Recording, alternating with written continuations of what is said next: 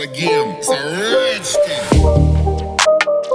Hello students, आज हम लोग डिस्कस करने वाले हैं national income and related aggregates. ये न्यू चैप्टर है, चैप्टर नंबर 3। काफ़ी इन्फॉर्मेटिव है, काफ़ी इंपॉर्टेंट चैप्टर है और काफ़ी आपको हेल्प करेगा ये आपके एग्ज़ाम में, आपके एमसीक्यू क्वेश्चंस में। तो आप इसे ज़रूर देखिएगा, ठीक है।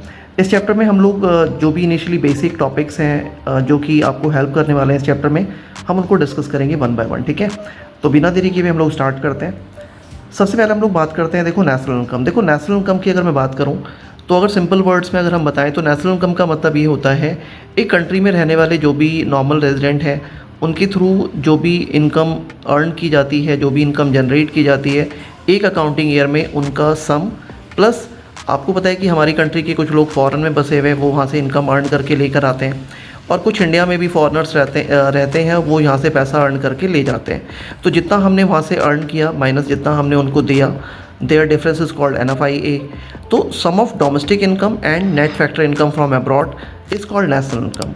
इनकी टोटल को हम क्या बोलते हैं? नेशनल इनकम बोलते हैं, ठीक है। जैसा कि यहाँ पे फॉर्मूला भी मेंशन है, domestic income plus NFIA is called national income, ठीक है। तो ये काफ़ी इंपॉर्टेंट है, आपको पता होना चाहिए। नेक्स्ट हम बात करते हैं फैक्टर इनकम। देखो फैक्टर इनकम से पहले आपको फैक्टर्स के बारे में पता होना चाहिए। देखो फैक्टर्स का मतलब होता है, factors are called those resources जिनका यूटिलाइज़ करके हम लोग प्रोडक्शन कर पाते हैं, जैसे लैंड, लेबर, कैपिटल और एंटरप्रेन्योर। ये हमारे रिसोर्सेज हैं, फैक्टर्स हैं। इनको इनकी सर्विस के बदले में जो भी फैक्टर इनकम मिलती है, जैसे आपने देखा लैंड पे क्या मिलता है, रेंट मिलता है, लेबर को क्या मिलता है, वेजेस, कैपिटल पे क्या मिलता है, इंटरेस्ट, और एंटरप्रेन्योर को क्या मिलता है, प्रॉफिट। तो ये इनको एज अ सर्विस के बदले में इनको रिवॉर्ड मिलता है, जिसे हम फैक्टर इनकम कहते हैं, ठीक है। तो आप देख सकते हैं यहाँ पे लिखा हुआ है, आप इसे देख सकते हैं, ठीक। नेक्स्ट हम लोग बात करते हैं ट्रांसफ़र इनकम। देखो transfer income are those income जिसके बदले में कोई फैक्टर सर्विस रेंडरिंग नहीं होती है, और इवन इसको हम नेशनल इनकम में भी इंक्लूड नहीं करते हैं, ध्यान रखिएगा, ठीक है। इसमें कोई मतलब वैल्यू एडिशन नहीं हो रहा है, कोई सर्विस नहीं दी जा रही है, ठीक है। और सिंपली ये हमें मतलब एक हैंड से दूसरे हैंड से रिसीव हो जाती है। जैसे फॉर एग्ज़ाम्पल आप ओल्ड एज पेंशन कह सकते हो, ठीक है, पॉकेट मनी हो गया या फिर स्कॉलरशिप हो गया, ये आपका ट्रांसफ़र इनकम कहलाता है, ठीक है ना। नेक्स्ट हम बात करते हैं अनदर टॉपिक, नॉर्मल रेजिडेंट। देखो नॉर्मल रेजिडेंट की अगर मैं बात करूँ तो normal resident are those person who reside in a country, यानी वो सभी लोग जो इंडिया में रह रहे हैं मोर देन 1 ईयर, जिन्होंने 1 साल से ज़्यादा इंडिया में रहे हैं, और इवन उनका जो इकोनॉमिक इंटरेस्ट है, जो लाइक फाइनेंशियल जो एक्टिविटीज़ है, इकोनॉमिक इंटरेस्ट है, वो इंडिया में ही है। तो ऐसे पर्सन को हम लोग कहते हैं नॉर्मल रेजिडेंट, ठीक है। जैसे मैं अगर आपको एग्जाम्पल बताऊँ तो for example Indian working in a foreign embassy.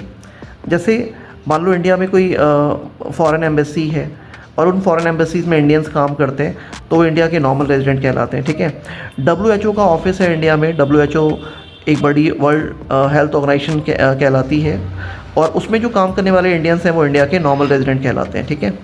अगर हम बात करें नॉन रेजिडेंट की तो ठीक अपोजिट हम बात करते हैं। ऐसे लोग जो इंडिया में नहीं रह रहे हैं, उनका इकोनॉमिक इंटरेस्ट भी इंडिया में नहीं है, वो सभी लोग क्या कहलाते हैं? नॉन रेजिडेंट, ठीक है। एग्जाम्पल के तौर पे जो भी मान लो इंडियन एम्बेसी है उसमें फॉरेनर्स जो काम करते हैं वो नॉन रेजिडेंट कहलाएंगे, ठीक है। तो आप कह सकते हो ये नॉन रेजिडेंट है, ठीक है ना। तो आगे हम लोग नेक्स्ट टॉपिक के बारे में बात करते हैं। नेक्स्ट टॉपिक है आपका डोमेस्टिक इनकम। देखो डोमेस्टिक इनकम की बात करें तो डोमेस्टिक इनकम को हम इस तरह से डिफाइन कर सकते हैं, basically domestic income are those income which is earn by normal resident in a domestic territory in an accounting year, their sum is called domestic income. यानी इंडिया में रहने वाले लोग जो भी यहाँ के नॉर्मल रेजिडेंट हैं, यहाँ पे रहने वाले लोग जो भी एक अकाउंटिंग ईयर में जितना भी पैसा अर्न करते हैं, उनके सम को हम क्या बोलते हैं? डोमेस्टिक इनकम बोलते हैं, ठीक है। अगर हम यहाँ पे बात करें difference between domestic income and national income, यानी डोमेस्टिक इनकम का मतलब होता है NDPFC और नेशनल इनकम को आप कहते हैं NNPFC। देखो NDPFC को हम बोलते हैं net domestic product at factor cost, और NNPFC को net national product at factor cost, ठीक है ना। ये डोमेस्टिक है और ये नेशनल है। इनमें डिफरेंस की अगर हम बात करें तो पहला डिफरेंस तो इनकी मीनिंग हो जाएगी, आपको पता है income earn in domestic territory by a normal resident is called domestic income, और basically sum of domestic income and net factor income from abroad is called national income, ठीक है। यानी कि डोमेस्टिक इनकम और NFIA दोनों का total क्या होता है? नेशनल इनकम कहलाता है। सेकंड है, इसमें हम NFIA को इंक्लूड नहीं करते हैं, और जबकि हमें यहाँ पे NFIA को इंक्लूड करना होता है नेशनल इनकम निकालते टाइम, ठीक है। अब हम बात करते हैं यहाँ पे domestic territory of a country. देखो डोमेस्टिक टेरिटरी की अगर हम बात करें तो डोमेस्टिक टेरिटरी का मतलब होता है कि वो पॉलिटिकल बाउंड्रीज़ जहाँ पे आप मतलब रहते हैं, जो भी जहाँ पे फ्रीली मूव कर सकते हैं, ठीक है, और जहाँ पे आप किसी भी तरह की गुड्स एंड सर्विसेज का ट्रेड कर सकते हैं, ठीक है। डोमेस्टिक टेरिटरी को आप इकोनॉमिक टेरिटरी भी अगर आप कहें तो इकोनॉमिक टेरिटरी मतलब जहाँ पे जैसे one place to another place हम लोग फ्रीली जा सकते हैं विदाउट एनी रेस्ट्रिक्शन, हम किसी भी तरह का ट्रेड कर सकते हैं, ठीक है। जैसे क्या आप फ्रीली, जैसे आप दिल्ली में रहते हैं तो क्या आप लाहौर जा सकते हैं? क्या आप बैंकॉक कनाडा जा सकते हैं? नहीं जा सकते ना, बिकॉज वो हमारी डोमेस्टिक टेरिटरी का पार्ट नहीं है, वो हमारी इकोनॉमिक टेरिटरी का भी पार्ट नहीं है, ठीक है। तो बेसिकली इकोनॉमिक टेरिटरी जहाँ पे आप फ्रीली ट्रेड कर पाएंगे, डोमेस्टिक टेरिटरी ही उसे हम कहते हैं, ठीक है ना। और ये आप एक तरह से पॉलिटिकल बाउंड्रीज भी कह सकते हो, ठीक। अब हम बात करते हैं यहाँ पे, देखो नॉमिनल जीडीपी। नॉमिनल जीडीपी को हम इस तरह से भी कह सकते हैं कि GDP which is measure at the base of current market price, जिसको हम करंट प्राइस के बेस पे मेज़र करते हैं, उसे नॉमिनल जीडीपी कहते हैं। जिसमें आप गुड्स एंड जो भी फाइनल गुड्स एंड सर्विसेज हैं उनके प्राइस को आप मेज़र करते हैं करंट ईयर के प्राइस के बेस पे, तो वो आपका नॉमिनल जीडीपी कहलाता है।